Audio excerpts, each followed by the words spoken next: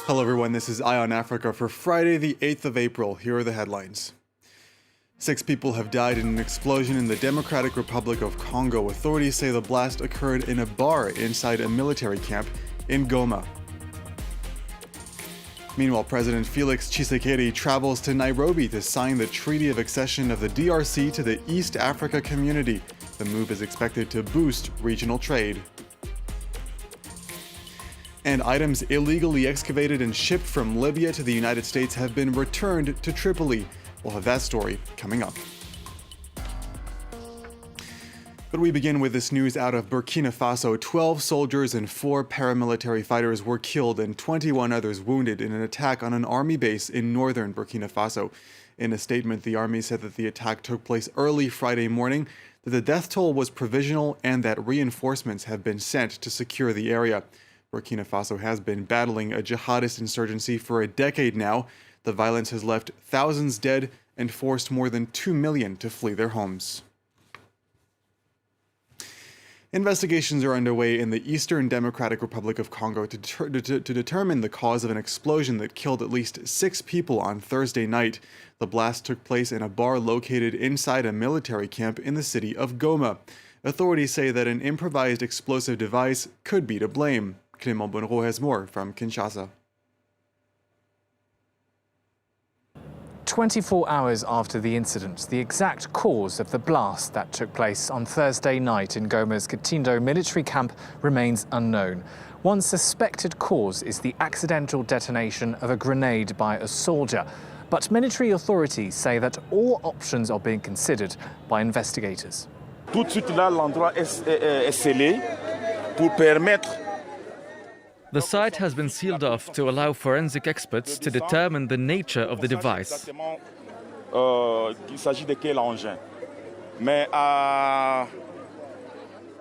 But my first impression is that given the fragment impacts and the blast, I think that an improvised explosive device could be to blame. The victims had gathered for drinks in a bar inside the camp at around 7:40 p.m. local time when the explosion happened. The 6 dead include a colonel, a captain, 3 women and a child. More than a dozen people were also injured and were immediately taken to a nearby hospital. Now, the blast comes amid mounting violence in the region, which has been in the grip of armed groups for over 2 decades. One of the most prominent groups is the Allied Democratic Forces, the ADF, a militia suspected of links to the Islamic State group. They've been blamed for dozens of attacks, including suicide bombings in the northern city of Beni in recent months.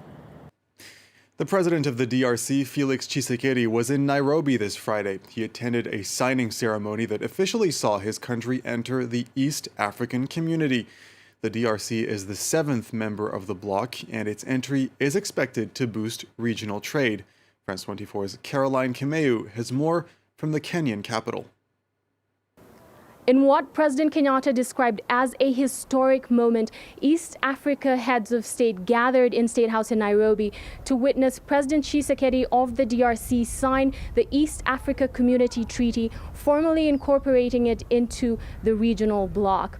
Now, the DRC's admission into the EAC will see an additional 90 people join the joint market, as well as shoot the joint GDP to roughly $250 billion. DRC will also benefit from additional trade with its neighbors, which has been previously low due to restrictions that include visa and financial limitations. However, these should continue to reduce as the DRC is formally integrated into the bloc over the next year. DRC will also gain access to regional ports, including Mombasa, the ones at Mombasa and Dar es Salaam, making it a more attractive trade and investment partner for for other countries around the world. Now, DRC will also likely welcome additional regional security efforts. It has been working with Uganda since last year to fight rebels in the eastern parts of its country, and will likely welcome additional regional mediation and security efforts. This Friday marks 1 year in captivity for French journalist Olivier Dubois, who is being held hostage in Mali. He was kidnapped in the northern city of Gao by the Support Group for Islam and Muslims, the main jihadist alliance in the Sahel. Dubois is the last known French hostage in the world. In the name of press freedom and in support of his family and friends, we will remember him on this date every month until he is released. Here is Dubois' sister speaking just a few weeks ago. We know absolutely nothing. We don't know where Olivier is, we don't know how he is, what state of health he's in, or when he'll come home. It's very difficult to deal with, especially when the government tells us that it is very attentive to how the situation in Mali develops and reaffirms its total commitment to Olivier Dubois. But other than that, we know nothing, and we don't know what that means. Nous ne savons rien et nous ne savons pas forcément ce que ça veut dire de plus. Construction has begun in the Ivory Coast to protect a primary forest in the heart of Abidjan. Workers are building a barrier around the Banco National Park to prevent it from being swallowed up by surrounding districts. So far, it is one of just 2 virgin forests surviving inside a metropolis in the world, and authorities want to make sure it stays that way. A 10-kilometre-long wall is coming up in Abidjan. But environmentalists don't complain. They welcome it. The wall is being built along the edge of the Banco National Park in Ivory Coast's largest city to protect it from neighbouring districts. It stretches across 3,500 hectares of primary forest, one of just 2 virgin forests worldwide at the heart of a metropolis, together with Rio de Janeiro's Tijuca. But the city's growing population threatens to swallow up the reserve. You have the nibbling of boundaries. There is urbanization, new neighborhoods being created that tend to encroach on the park. Hence the idea of erecting sections of fence to protect the land base of the park. Unauthorized construction has already eaten up 36,000 square meters of forest in 6 years. Locals cut down trees for firewood. Others hunt animals. Cigarette butts thrown from cars passing on the highway sometimes start fires. The Ivorian Office for Parks and Reserves hopes to complete the project in 3 months and also carries out patrols. We have a mobile brigade consisting of mobile commandos who provide security 24 hours a day. We have installed equipment which allows us to know in real time who is coming into the Banco. The Ivorian government and Japan are financing the wall, but funds still lack to run the site. Residents emphasize the park's importance for the city's 6 million people. Without this forest, today we would have many sick people in Abidjan. It captures all the carbon dioxide from factories, cars, car fumes. We must do everything to preserve this forest.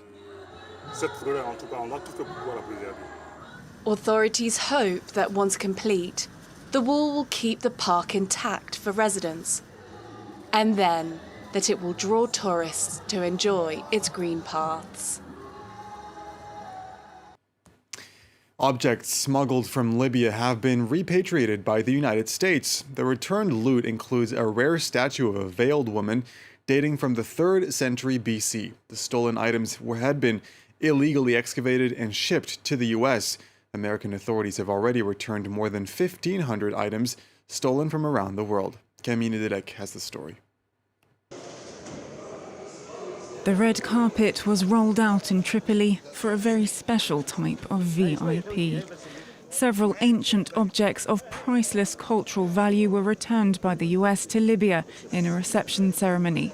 We are very proud to work with the Libyan authorities for the return of these really important cultural antiquities today. The process to return cultural antiquities is incredibly complex. It requires massive partnership.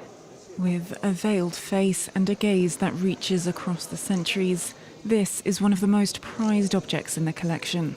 This statue is among only 10 ancient female statues depicted with her face covered. Dating from around the 3rd century BC, she came from the ancient city of Sorini. Just like this statue, bearded bust of a man who lived around 2 century AD. 20 years ago, traffickers cut off their heads and sold them. All of these antiquities were discovered due to unofficial excavations and were removed from Libya illegally. They were not stolen from Libyan museums or warehouses because they were never registered with us in the first place.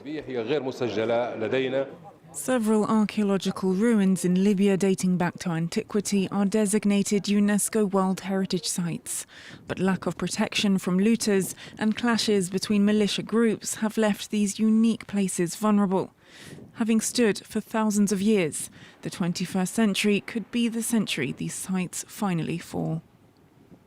And that does it for this edition of Eye on Africa. Thank you very much for watching. The news continues on France 24 right after this.